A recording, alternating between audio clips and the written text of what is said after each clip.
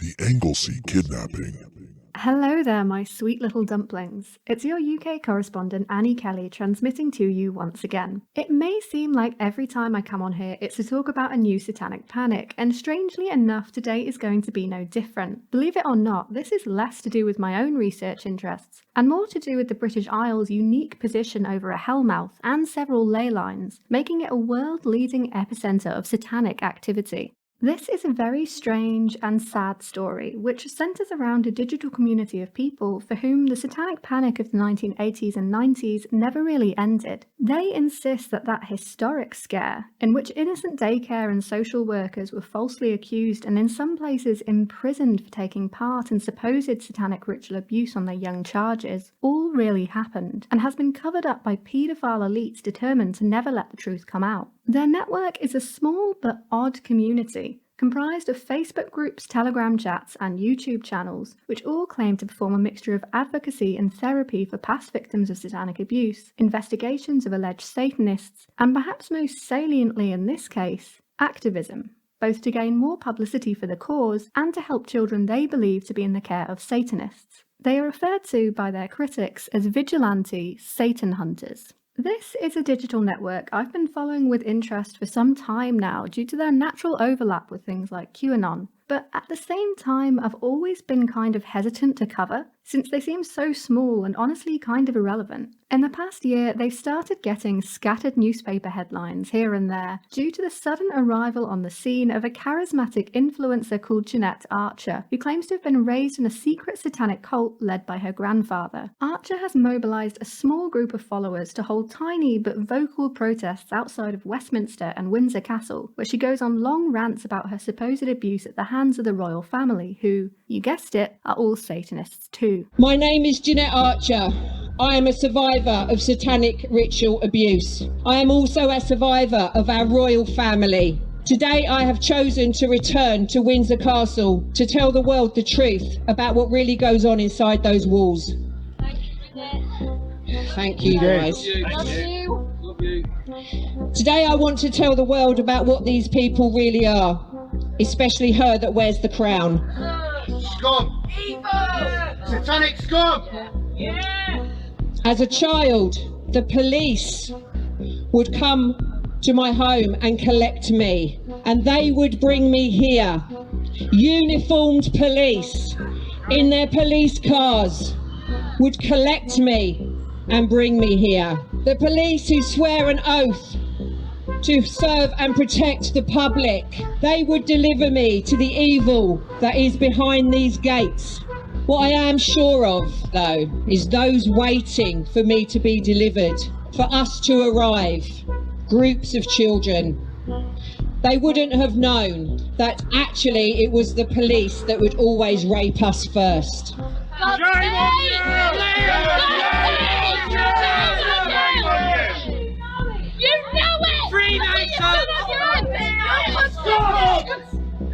Freemasons!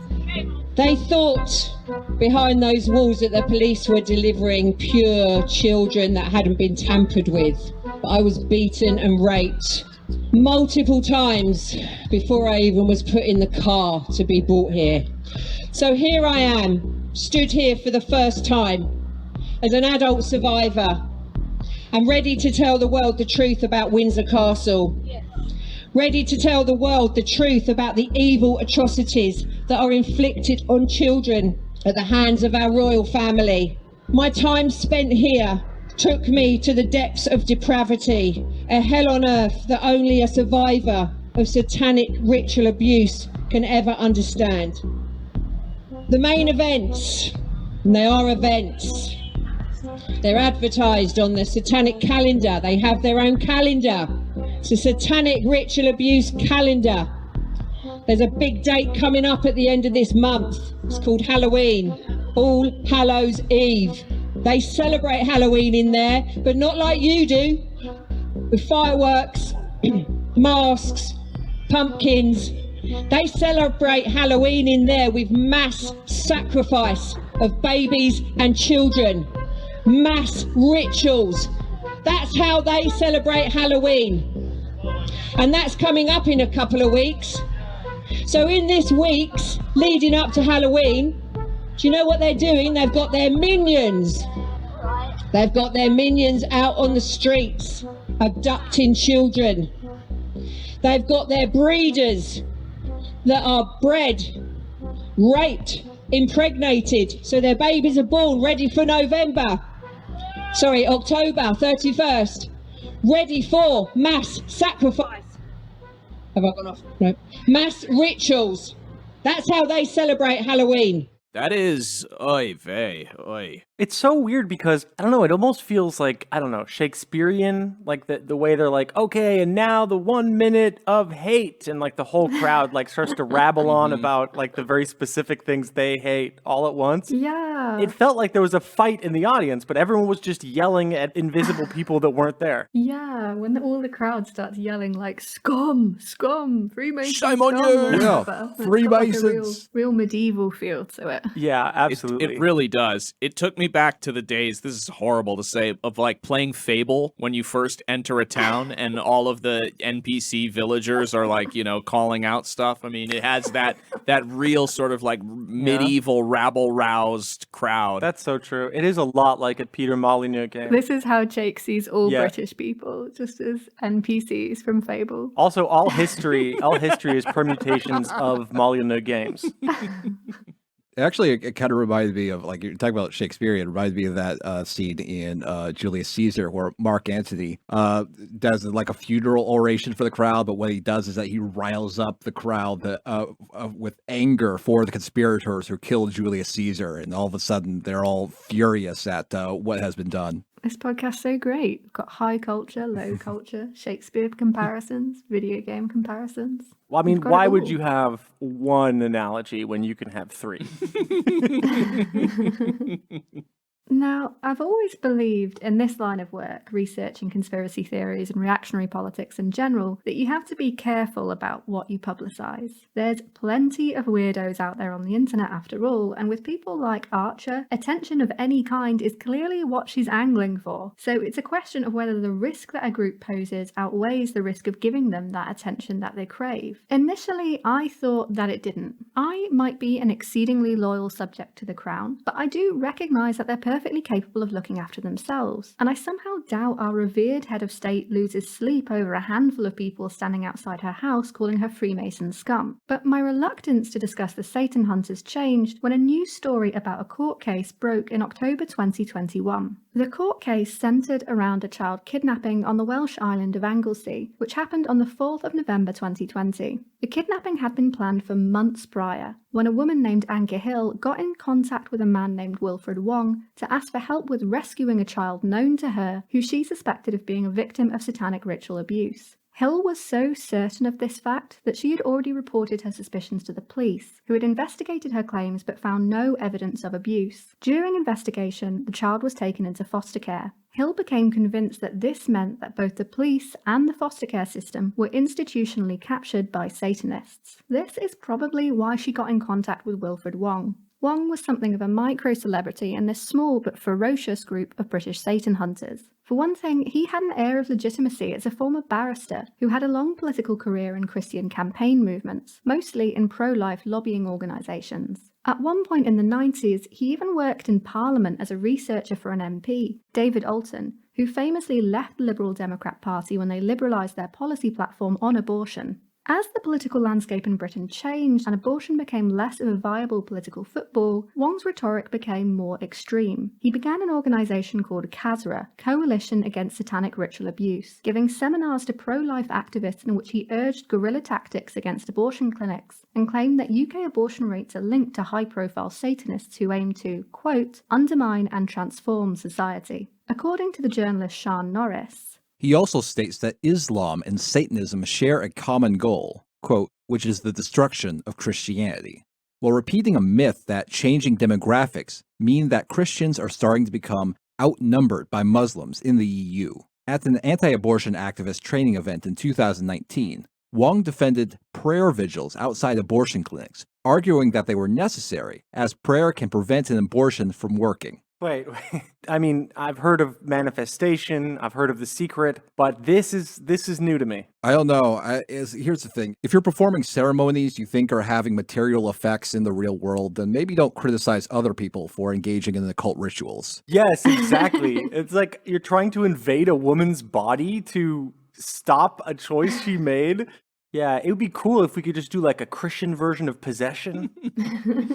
Before his arrest, he appeared on several prominent British Satan hunters podcasts and YouTube channels to promote the conspiracy theory about widespread satanic ritual abuse and complain about how the phenomenon was no longer taken seriously by institutions of power. Yeah, they used to be so down for this stuff. I mean, what happened? The institutions won't even do the satanic panic with us anymore. Yeah, that's literally it. I guess he was like literally in Parliament right when the first one was happening, and then just lost all of his political capital as a result. Honestly, I think that McCarthyists have it best. They got it to come back properly. Not like this. Social services, when I first started 27 years ago on SRA, were at that time doing more to try and expose SRA, much more than they do now. If you read of some of the older SRA cases in the UK, in books like Blasphemous Rumors or Children for the Devil, you will see that it was often social workers who were blowing the whistle and saying, this is SRA. Yeah. And then taking flack for saying that from some different people who were either way too skeptical or had a vested interest in covering it up. Mm. That was in the early days of SRA being exposed. It first started being exposed in the UK, in modern times at least, in the 1980s. Yeah. And often it was social workers who were on the front line of helping to expose it. I was even invited in 1993 to write an article for Social Work magazine. Today that would be unheard of because I'm talking too much about SRA. Yes. Without diluting the message and criticizing social services for not doing their job. Unfortunately, as often happens, when the Satanists see a group or an organization that is threatening their existence by exposing their deeds, they infiltrate it and change it from within. He seems like a smart guy. What's going on? I mean, how do you get pilled on this stuff? Jake asking the question that our podcast literally has been answering for 300 episodes. He seems like a reasonable guy. He's got a bunch of books behind him. I see a couple books on the shelf there. He's got glasses. I mean, he's got fucking books, Annie, okay? Books? He's got glasses? And guaranteed not half of those are different editions of the Protocols of the Elders of Zion.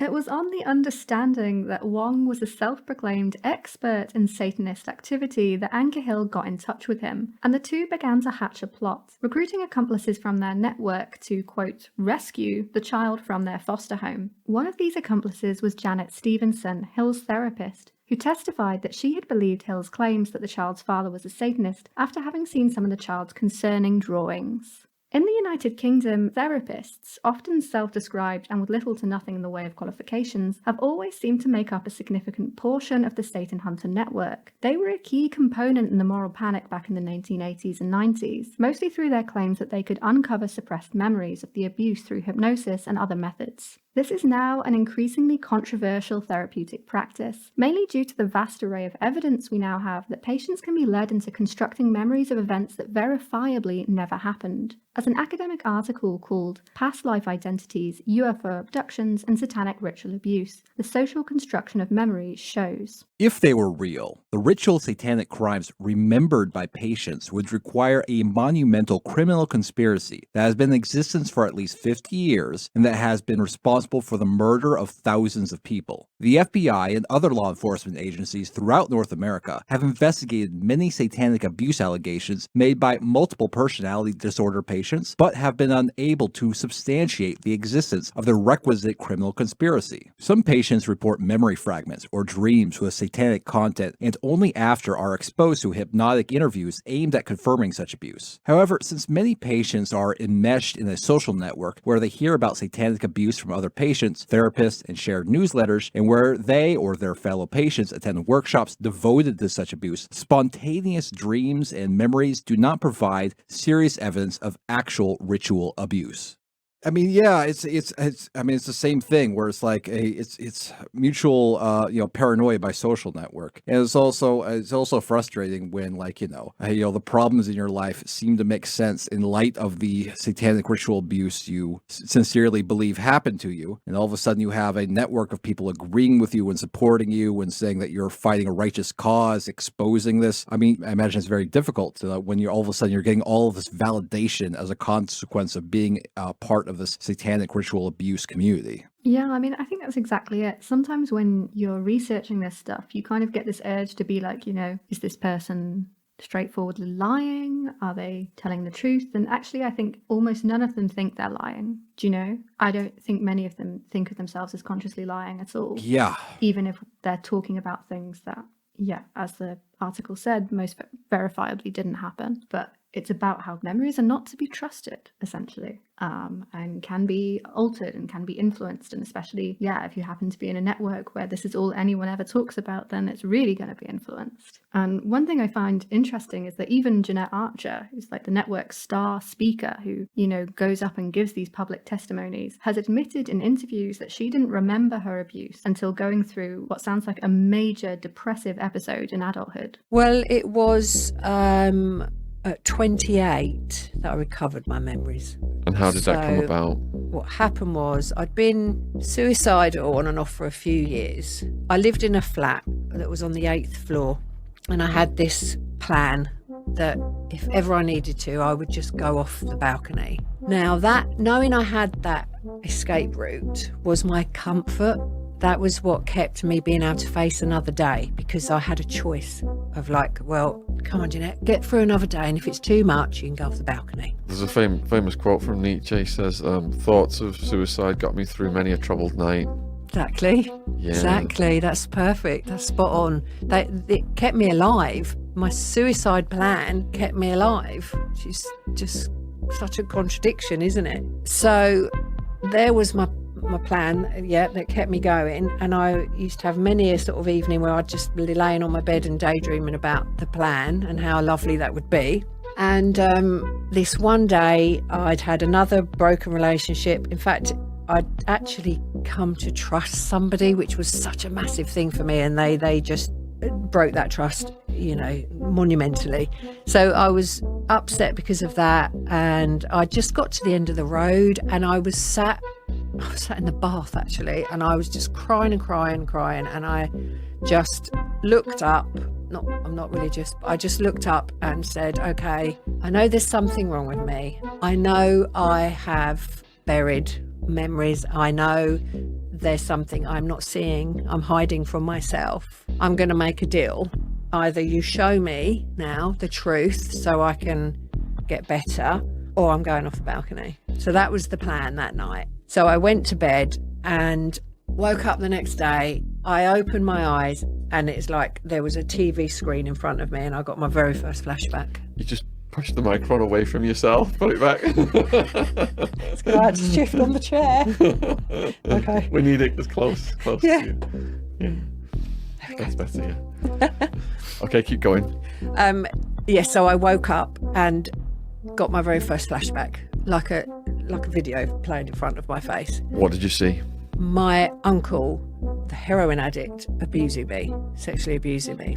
Now, those flashbacks came thick and fast every day. I'd say roughly for about the next 5 years. I got every single memory back of what happened. Did you tell anyone right away? Yeah, that's when I got help. Yeah. Who did you tell? I went to my doctors actually and said, I'm remembering being abused. Now, luckily, she was beautiful. She was a lovely, lovely person. And she got me help straight away. And I was with a psychotherapist in the local hospital, and obviously instantly diagnosed with PTSD. And I worked through a lot of trauma with him. So I was with that person for about a year. And my healing journey, if you like, began from there, really. Oh, it's so sad. I mean, even without the ritual satanic abuse, you know. Is it just me, or does this guy look a whole lot like the Smashing Pumpkins singer? He does. This is Billy Corgan. He moonlights as a podcast host, He will eat anything she lays out on the table. interviewer. Yeah. It's incredible. He's just like, yep, mm-hmm. Yeah, at one point in that interview, actually, she starts talking a bit about how people don't really believe in satanic ritual abuse, and he goes like, "Oh yeah, there was like something called a satanic panic or something, wasn't there?" And you're like, you're just like, you're doing it, you're living through it. Imagine thinking, that the satanic panic was the kind of like the failure was that they didn't get the Satanists, not that they, engaged in insane years-long panics. Most dangerous of all is the network's advice to each other on how to, quote, unlock suppressed memories in themselves and in others. It's worth noting that in this country, psychotherapist, psychoanalyst, therapist, hypnotherapist, and counselor are all unprotected terms, meaning you can legally call yourself these titles with no training or institutional oversight. In Facebook groups and Telegram chats, Satan hunting therapists will advertise and offer tutorials on uncovering hidden memories by self-taught hypnotherapy. Some gurus like Jeanette will go one step further, claiming that the very idea these suppressed memories could be false or coerced is in itself a satanic plot. But of course. Recovered memory syndrome. The definition of that is quite simply a memory of a past event that has been recalled after having been forgotten or repressed for a long time. Quite simple, eh? Okay. Then we have the flip side of the coin, false memory syndrome. Now, I'm going to go into more about false memory syndrome because it is basically another thing that was set up by people that try to keep us silent. Satanists. This describes... now, I want you to hear the wording here, okay? Because recovered memory syndrome, nice and simple, all right? A memory of a past event that has been recalled after having been forgotten or repressed for a long time. Now, here... the definition. Now, recovered memory syndrome, it's been around forever, for a long time. False memory syndrome was launched, we'll call it that, in the 90s. Let's see, now listen to how they defined it. Describes a condition in which a person's identity, there's a word, this is gaslighting, and relationships are affected by false memories, recollections that are factually incorrect but yet are strongly believed, mostly common in childhood sexual abuse. Now, this false memory syndrome, there was a society set up for it in the 90s, and I will give you a bit more info on it, by therapists that were Satanists. Oh, I feel like my mind has been wiped just watching that clip. Like, I have no sense of self, no idea who I am. All the good therapy that I've done has now been replaced with this. It's just the setting of it, the so vertical video with so much white blurred space on the side, and her white gown with the white curtain behind it, and this top-down angle. I'm losing my mind on this clip. I don't know why. Yeah, it does kind of have the quality of like, okay, you're dead. Welcome to the new place. Yeah. Yes. Yeah. There's something very unnerving about it. I actually got a little bit nauseous listening to this. That could be the nicotine, but no, there's something else. I don't know. No, I mean, I'm with you. I've watched so many of these live streams. She does them every few days or so. But can we agree that she's mommy?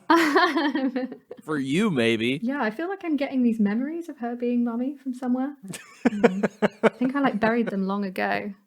It's just, there's something so insidious about watching somebody tell you how to essentially invent, whatever it is you want, or not invent, but to trust the instincts of memory, which, as we all know, is incredibly unreliable. I don't know. It's just like, you can see how people who are desperate, who are searching for answers, who want to know why they feel broken, why, would this offers a great explanation because, hey, you can unlock it yourself. Yeah, and in actual practice, this unlocking can amount to little more than physically abusing and threatening children until they recount a false allegation, as shown in the 2015 case of Ricky, a father of two who was subjected to a digital harassment campaign by his ex-wife and her new partner. The couple had filmed their children testifying on camera that Ricky, along with the children's teachers, were part of a satanic cult, a testimony that a judge later ruled had been physically coerced, going as far to use the word torture. Oh my God. Wow. Yeah. Torturing the kids to recover memories of them being tortured. Right. And I was selling them to people.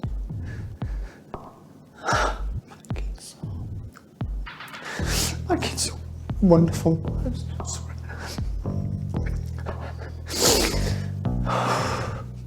And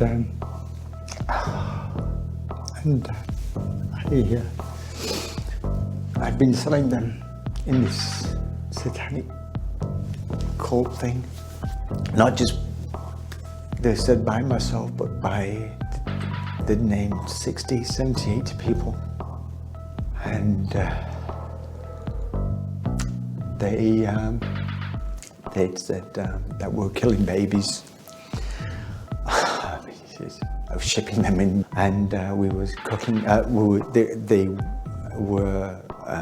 They were showing with their hand movements how I would get their hand on the knives, and we would cut the baby's neck, drain the blood, and then drink the blood. And I mean, it's just horrific upon horrific detail. Was it abroad, you think, where your ex-partner and her new boyfriend filmed your children making these allegations, which were then uploaded onto the internet? Yeah. What they did,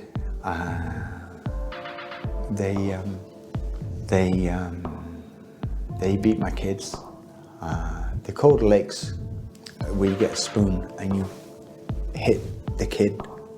I said a kid. It was in this instance, it was my two children, and her boyfriend had punched my son in the ear, and they were told to recount these allegations of what I'd done, or supposed to have done, as well as all these other people. And when they wouldn't, they said, "No, Papa, he didn't do this." And they said, "Yes, he did, you stupid little to my daughter." And sick. Those clips of your children making those allegations, some people watching us now will have clicked on them. Well, I didn't very much so. One video in the first 10 days, nearly 300,000 views. One video. There's now hundreds of them all over. According to the judge involved in this case, they may have been viewed about 4 million times around the world. Yeah. As a result of the spread of these clips on the internet, people sharing them, what sort of abuse did you receive? Death threats. Today, yesterday, still comments on pedo, whatever. I understand. I get it. This poor guy. I I mean, know. he should go Liam Neeson Taken style on this boyfriend. I mean, he looks like he's he's ready to go there. We're not going to be saying that murder is good. No. Not on this episode, Jake. No, this is not the episode where we encourage vigilante violence. Okay, all right. It's time to hunt the Satan hunters. Go Liam Neeson on the boyfriend. Okay. Great stuff. No, this is heartbreaking, heartbreaking stuff. Truly, yeah. And just the pain in this man's face of not only having to watch a video of your children being abused, but also watching your children be forced to say horrible things about you, and then also being attacked by people who then believe these things. I mean, this is like a 3-tier horror story. And Yeah, it's just literally a nightmare. I feel so bad for this guy. Now, I'm including all of this context to the Anglesey case because I think a lot of people still don't understand how these accusations of satanic ritual abuse come to pass, and often assume because there's smoke that there must be fire. This was one of the resting assumptions of the satanic panic in the 1980s, and it turns out to be a hugely damaging one. We still don't know why it is that Anke Hill became so convinced that the child she knew was a victim of SRA, but we can safely assume that the Satan hunters do not adopt a sufficient vein of skepticism or properly investigate these ideas with catastrophic consequences. Let's talk about what happened next in Anglesey. Hill, Wong, and a therapist, Stevenson, began to construct an elaborate plan together to rescue the child in Anglesey, where they lived with their foster mother.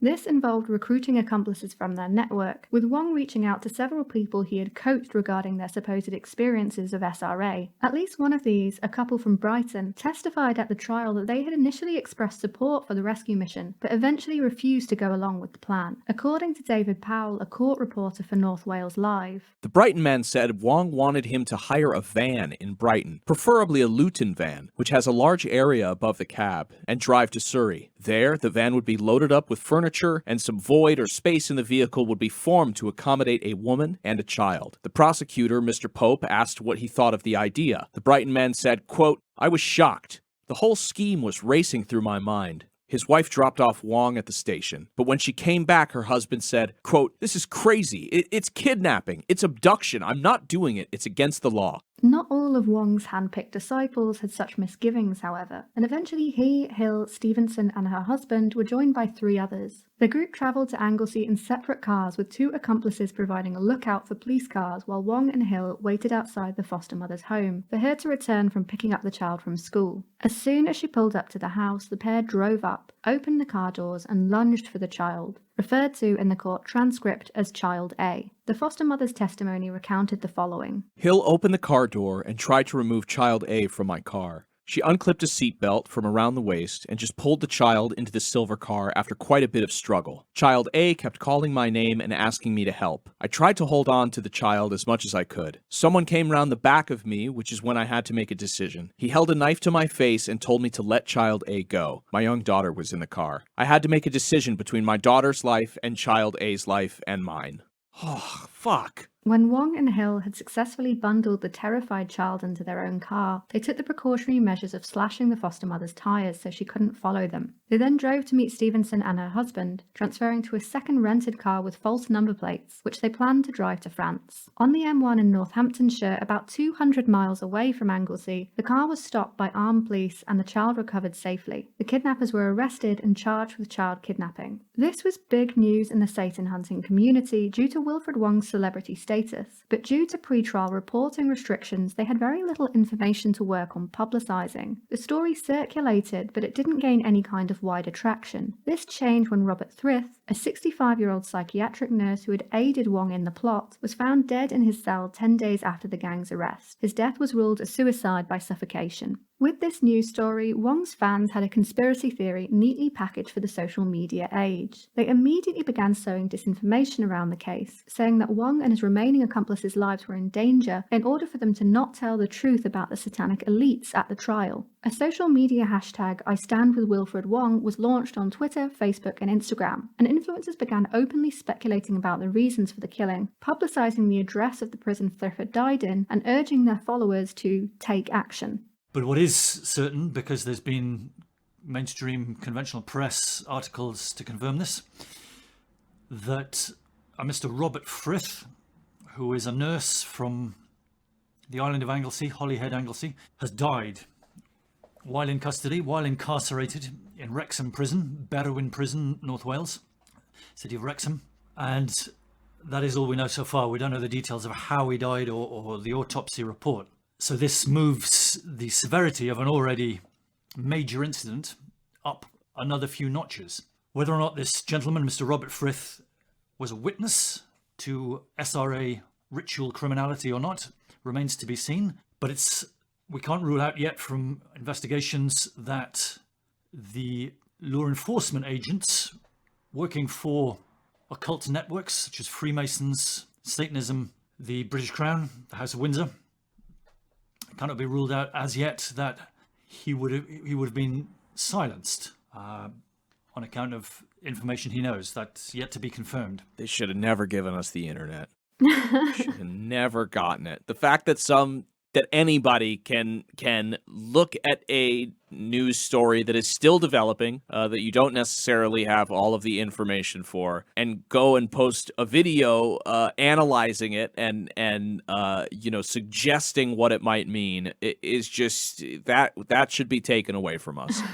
Yeah, I find that video really fascinating because he uses all of that kind of like that sort of journalist, police spokesman talk, right? Where it's like, it's yet to be confirmed. We still are waiting on details. We still do not know if he was silenced by the Freemason elite and all that kind of stuff. I don't know. It just makes me laugh. Yeah, it's like dressed up like this, it's presented like it is this accredited journalist, and not all details are reported yet. Like he's some kind of news guy. He's just fucking playing news. And he's just playing news, and he's flashing images of like occult symbols in the bottom corner of the screen while feeding you the real while he's dressed up as he's not even dressed up. He's in a black t-shirt in a closet. But like while he's like playing news anchor on the YouTube video, he's giving you the real conspiracy, like in text at the bottom of the screen, which is like some say he was silenced to prevent, and then flashing the occult symbols and the fucking Windsor Palace and all that shit. It's just, I hate this. Jeanette Archer herself released a long, rambling Facebook live stream titled "I Stand with Wilfred Wong, The Children Need Us," in which she made several veiled threats of violence. Oh no, not her again. I'm sorry. Unfortunately, the news that came in about Robert Frith was true. He had died. He was found hanging in his cell. Now, I posted that because I want you to know it's exactly that. He was found hanging in his cell. Not he has killed himself, not he has hung himself, because I don't believe, and one day I might be proven wrong, but I do not believe, knowing what I know, that Robert killed himself. I do not believe that. I believe that he was murdered, and I am going to call it as I see it. I believe he was suicided by the Satanists. Familiar story, huh, Travis? Yeah, that's a hell of a thing to put on a death certificate. Suicided by Satanists. We just can't trust anymore at all. If somebody dies in prison, how will we ever know whether they were murdered by Satanists or they just didn't want to face the consequences for the crimes with which they were charged? It's a universal conundrum. Yeah, I mean, the thing that always gets me, I think, about this kind of thing is just like how completely unwilling people are to believe that people kill themselves in prison all the time. Do you know, prison is just horrible. Just a horrible place to be. Do you know? And it's like, we know that prison is horrible. No one wants to go to prison. But then we suddenly, like, it's suddenly beyond belief that someone would take their life while they're in there. Do you know? Yeah, especially, the statistics on, suicide in prison are really, really horrifying, because you'd imagine they would put these kinds of protocols in place that would prevent these kinds of things, but they're really genuinely careless. There is no sitting on the fence. There is nothing in between. You are either on the bad side or you're on the good side. And if you're on the bad side, the day is going to come where you're going to be held accountable. Because the fighting us survivors alone, whether it's me or whether it's other survivors that are speaking out a little bit, or whether it's somebody out there that's demonstrating every weekend and shouting loudly, there is such a vast spectrum of what survivors are doing and the supporters of survivors are doing. We have so much power now. They are definitely aware that they have got something to fear now. It is turning, but they are not going to put down their weapons and hold up their hands. So we carry on. And we carry on doing what we're doing. So much of this is so universal, across QAnon, is this idea that the bad guys are scared. you know, that we the people really, you know, we are coming after them. It's this like this sort of created sense of empowerment against the things or people that have really caused them trauma in one way or another, even if the specifics are not, you know, exactly accurate. I mean, it's clear that, you know, a lot of these folks have had some sort of trauma in their life, and it's always, I mean, that could have been a cue drop, you know, in a lot of what she was saying, that it's, you got to pick a side, it's good and bad. They know about it. They're scared. It's like when you know, Neil Patrick Harris puts his hand on the brain bug in Starship Troopers and he's like, it's afraid, you know, it's the same thing, this just wanting to give themselves some feeling of control or power against this perceived you know, oppression. It's Yeah, remind me of, there's a lot of cue drops that said panic in DC, and there was this idea like, oh, okay, so the bad guys, obviously they aren't arrested in a public way, but be happy because they are suffering. They're panicking. They're miserable. Yeah, it's like they know their day of reckoning is coming. Because their day of reckoning is coming. So that makes the QAnon followers feel good because they feel like, oh, they're doing something to punish the bad guys in some sort of invisible way that only Q is assuring me of. It's the same kind of thing where it's like, oh yes, the Satanists, they are scared. Your actions are having an impact. You're making the bad guys hurt in ways that, oh, you can't see, obviously, and aren't public, and then obviously only exist in my imagination of their mental state. But rest assured, it's happening and your actions are doing it. Yeah, and I think that's like a really necessary thing for a like conspiracy network to almost work, because the stakes of power of that conspiracy theory are like always so totalizing, right? So like the entire world is run by satanic elites, and they control the police, and they control social services, and they control the government and the royal family and religion and all the rest of it, you know. And so it must be really easy for a person who believes in that to just become demoralized, to be like, well, fuck, you know, what am I going to do? So I think a lot of them kind of have to, by necessity, have that angle that, you know, oh, but they know the people are waking up, and that's scaring them, because if someone becomes demoralized, they just become apathetic, right? They just drop out. And so they need to keep that kind of mechanism going, the kind of totalizing, terrifying stakes, but also this kind of sense of empowerment. Strangely enough, none of the Satan Hunter's dark predictions about Wilfred Wong's fate at the mercy of his satanic captors came to pass. Every other member of the Anglesey kidnapping gang made it to trial and were allowed to provide testimony. In particular, the court heard in detail about Wong's lurid theories surrounding SRA and its proliferation in all British institutions. As a Daily Post article reported, in the footage played to the court last month, Wong claimed, quote, the family court system has been infiltrated by Satanists, as well as social services. It enables them to turn upside down the system that is supposed to protect children from abuse into something that protects the abuser and penalizes the whistleblower and gives the child back to the abuser's custody. Wong, of Camden, also bizarrely claimed Satanists use social services to make money. Quote, fostering agencies, care agencies, local authorities, and so-called experts say that the whistleblowing person is not fit to care for the child. In a second video, the jury watched Wong make more outlandish claims. Quote, I do surveillance on satanic covens. They like to meet on dates in the satanic calendar and on the birth dates of their members. Holidays and birthdays. That's a club. That's just a friend circle. I really loved that line. It's like they like to meet on each other's birthday. I'm like, are you Yes, sure you're right. not just like talking about friends, dude? No, listen, Are you sure I've this is noticed just like friends? they perform this ritual with fire and cake. I've seen it with my own eyes. I mean, if you're spirit cooking, then dinner parties are pretty sus. All 6 participants in the so-called Anglesey rescue operation were convicted of conspiracy to kidnap. Wong, Hill and Stevenson, as the chief architects of the plan, were given extended sentences of 17 years, 14 years and 5 months, and 15 years respectively. Darren Boyle reported from the courtroom. Her Honor Judge Nicola Jones said, I am satisfied Anke Hill and Wilfred Wong were the leaders of the conspiracy and recruited others, but all 6 of you were acting as vigilantes, taking the law into your own hands. Your motivation was to rescue Child A to prevent harm, but you all had sufficient intellects to realize that kidnap might cause harm to a child. You knew the family courts were involved, but you thought you knew better. In a victim impact statement, the child's father, who was not charged with any crime, said, I have been portrayed as a Satanist and a pedophile.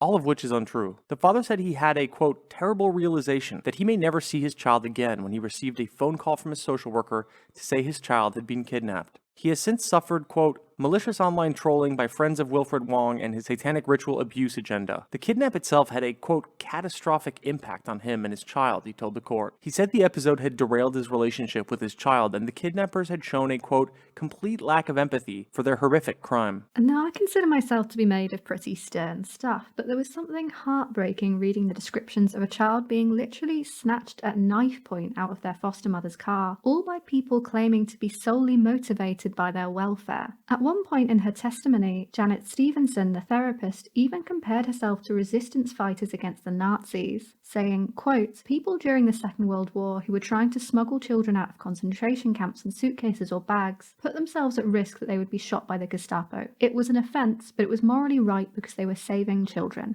Oh, okay. All right. I mean, this is the hardest part. It's not just that these people are like doing wrong, but they are so convinced of their heroism that it's going to take, like something really dramatic for them to even understand that what they did was not helpful. Yeah, and this is it. You think even after going through all of that trial and hearing from like the foster mother and the father and, hearing about the impact it had on the child and stuff, you still just get to convince yourself that you're just being victimized by the satanic elite, right?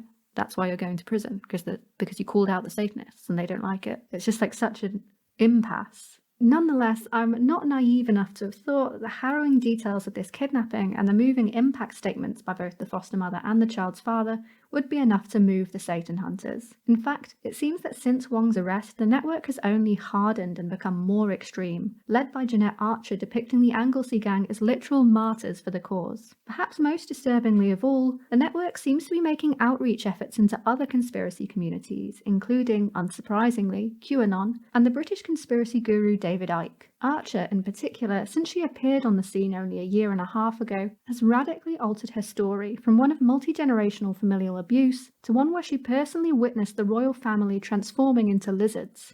So the fact that now we're all finding each other, we're all uniting, we're all communicating, we're all planning, that's how it was meant to go down, and it's going to take the leaders, it's going to take the people that are fearless, that are going to speak out no matter what, no matter what threats they try and put out. I mean, you can imagine the target on my back, I don't fucking care. I don't care, And even if it ended for me tomorrow, I've done enough, I've done enough. The world now knows about satanic ritual abuse. And it's game over for them. It's just a matter of time now that we've got to just put it all together and finish the job. Yeah, it's a purpose, isn't it? Like it's something greater than your experience as Jeanette. That's what you're here for. But you don't have to answer this question if you don't want. But I have heard you in another interview say, and like it just sort of sparked me then. Talking about that you face the devil. Did you want to? I've heard you say that these people aren't human. You didn't really want to go there, but obviously, like Ike's sort of work and people like Arizona Wilder and Sandra Feck, the psychologist in Canada, she helps all these abuse survivors, and this is a common theme that she says all the time. The people they talk about the dark-eyed people and this sort of stuff. But you don't want to have to touch on that if you don't want to. And I know that's a massive hurdle, but. We are playing with other realms, aren't we? If I could just put 100%. Okay, Dal. What I will say is this, and I'm glad you asked. Actually, I'm glad you asked because I know, Jeanette. I know a lot of this is it can be seen as discrediting to your information, but I'm past caring. The truth's the truth, isn't it? So yeah, the truth's the truth. So here it is, right? We are absolutely dealing with non-human entities. In my experience, what I witnessed with my own eyes are these humans, because they're not human, changing into reptilian form. Yes, I've seen that with my own eyes. I don't care if people want to discredit me. They've been trying to discredit me since I spoke out. They've tried to discredit me all my life. So, whether it's just my family or it's the actual Satanists now that don't want me speaking out, the trolls and all the rest of it, right? This guy is so desperate to get some lizard people, shapeshifters on his show. The mention of them. Now, this to me is a deeply concerning development. Although I hope that it's true, as the interviewer remarks, that this supernaturalization of Archer's experiences will discredit her story more widely, it also seems to follow a noticeable pattern when a conspiracy group begins to further self-radicalize. While, as I said before, I don't think the Satan hunters or their QAnon allies pose any kind of threat to the royal family or any of the various politicians that they casually describe as monstrous Satanists, stories like Anglesey, among many others, show that they very much do pose a threat to ordinary people, especially children. This shift then from their opponents being simply bad or even evil people to something literally inhuman is a clear escalation to further violence. In Archer's case, we in fact have a much more straightforward proof of this shift, as documented by the anti-Satan hunter blogger James Hines, who noted one of her many recent live streams declaring,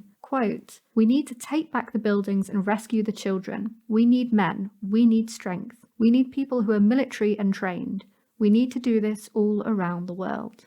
But perhaps the most vulnerable and easily overlooked potential victims of the Satan hunting network are the members themselves. It seems noteworthy how many users I've come across in the network who seem to get sucked into it right when they're at their lowest, whether going through depression, as seems to be the case with Archer, trauma from previous abuse, or the breakdown of a relationship. On Facebook and Telegram, it's not uncommon for users to join and announce right away that they're struggling or that they feel lonely. They're then given the promise of a dedicated, always-on-call support network on the condition that they begin to frame their experiences through a collective narrative of spiritual warfare between the forces of good and evil. When this is being done to children, it's easy to see it as grooming, but I'm not convinced many of the people who fall into the community are a great deal less vulnerable. This is supported by the testimonies of those who were part of and eventually left the Satan hunting network themselves, many of whom describe themselves in terms equivalent to exited cult members. At least one has claimed that Archer actually encouraged her to commit suicide and live stream the act in order to attract further publicity to the cause, although the evidence they provided is an easily faked screenshot of an email conversation, so I'm cautious about the veracity of that. Another former supporter of Archer, who goes by the name of Shelley, has claimed that Archer is personally connected to the British far right and uses her status as a coach for victims of abuse to further radicalise them. In this case, this seems pretty clearly backed up by Archer's social media content and her comments in her Telegram channel, where she approvingly commented on a post sharing an old hoax interview by an American white supremacist, James Wickstrom, which claimed that Jews ritually sacrifice Christian children and give their bodies to the fast food chain McDonald's to be cannibalised. This is one of the first conspiracy theories we were fed by a random older lady when we showed up to the very first QAnon event in Washington, D.C. Really? Correct, yeah. Travis sat next to an old lady and she's like, yeah, the McDonald's is human meat. Yeah. Yeah, I have seen this video pop up so many times in kind of QAnon and Save the Children. My favorite part of the story is that she claimed that the billions served sign outside of McDonald's does not refer to billions of hamburgers served to people, but rather billions of people served in the restaurants were part of the meat. Well, to other people, so couldn't it be both? Do they just add them up? Like every person is served a person and is served as a person. So every time you feed someone a burger, that's right. two. It counts double. That's why why it's so high. Genius sloganeering. Yeah, pumping up the numbers. I'm looking at this link where they talk about this McDonald's thing, and it says Rabbi Abe Finkelstein and James Wickstrom. The rabbi speaks about blood sacrifices of children. Who is this Rabbi Finkelstein who's throwing us under the bus? He's just a fan of McDonald's. Dude, what are you doing? This is always what drives me crazy, because having listened to the interview, he's not a real person. Oh. It's like a neo-Nazi putting on like their best like Brooklyn Jew accent and like oh my god. Oh like, my god, we just of feed course. the babies to the Christians. We do this every Seder. Oy vey! I love to be Bernie Sanders and eat Oy children. vey, a little bit of smoked child goes very well on everything bagel. A little bit of schmear. Gefilter, get that shit out of here. I want a gechilda. A gachilda. And it like just drives me mad because all you would have to do is just Google who the interview host is, and you'd see it was a fake, right? You'd see it was a hoax interview. But not a single one of them ever does that. I hear they claim that they have lots of Jewish friends. You know, I wouldn't be surprised if gefilte fish was made from human body parts. That stuff is just, of all the Jewish delicacies that I've been instructed to eat over the years at high holiday dinners and services and stuff. Gefilte fish really is kind of the worst. Some people love it. Not me. I hear that foreskin is actually made from people. Now that's baseless. We're not doing this. We're not inventing our own fun little blood libels on my episode. Well, Annie, come on. You can't deny that a foreskin is literally made from a person.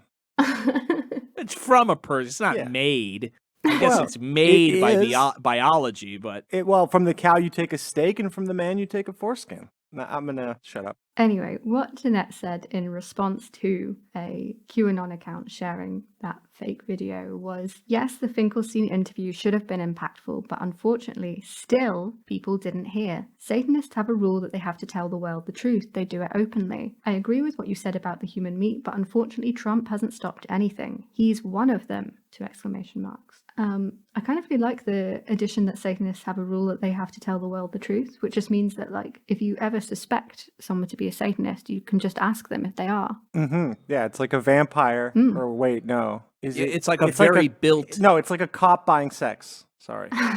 It's a built-in mechanism so that when people question how this shadowy cabal that's operated for thousands and thousands of years slips up so publicly, you can say, oh, well, they have to do that. That's part of it. They actually have to. It's like a game that they play, or it's actually a part of the Satan, the satanic religion is that if they don't publicly sort of show it, then the devil will be displeased in their sacrifice or their symbolism or whatever. Anyway, that video is, of course, nothing more than blood libel, that long-standing anti-Semitic conspiracy theory that's been responsible for so many pogroms in Europe for centuries. For a network that has already crossed the threshold of vigilante violence in Anglesey, it felt particularly concerning to see claims like that, not just circulating the Satan hunting network without challenge, but actually being boosted by its effective leader. All of this left me with the question of exactly how worried we should be about this re-emergent conspiracy network. So I got in touch with a PhD student in theology and religious studies at the University of Leeds, Bethan Julia Oak. Bethan's research background is in contemporary occultism, online belief, and non-religious spirituality, and she's currently looking into the history and modern expressions of what she terms satanic cult conspiracy, so she very much seemed like the person to ask. Here's what she said to me. I think that the Anglesey kidnapping is definitely a strong example of the fact that it doesn't take us being in a definitive era of mainstream satanic panic for these smaller fringe-seeming groups to potentially have a harmful impact. I think it's about finding a key balance between not dismissing any group that employs satanic ritual abuse rhetoric as being too small or too unimpactful because we know how quickly that can change, while at the same time not prematurely jumping into a rumor panic of our own, where we automatically declare every one of these groups to be a dangerous public threat.